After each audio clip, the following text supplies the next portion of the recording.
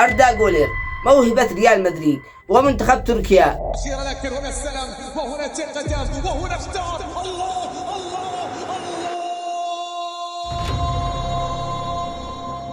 هذا اللاعب يقال عنه خليفة مسعود أوزيل، شاب لكن بعقل لاعب مخضرم، لاعب يعرف متى يستلم ومتى يمرر ومتى يضرب بدون تسرع وبدون ضجيج.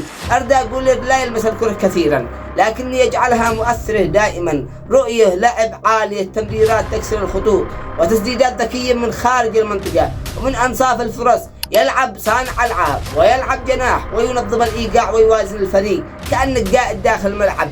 مع ريال مدريد سجل أهداف حاسمة وحقق وهو لا زال في البداية دوري أبطال أوروبا والدوري الإسباني والسوبر الإسباني والسوبر الأوروبي، وأصبح أول لاعب تركي يفوز بدوري أبطال أوروبا.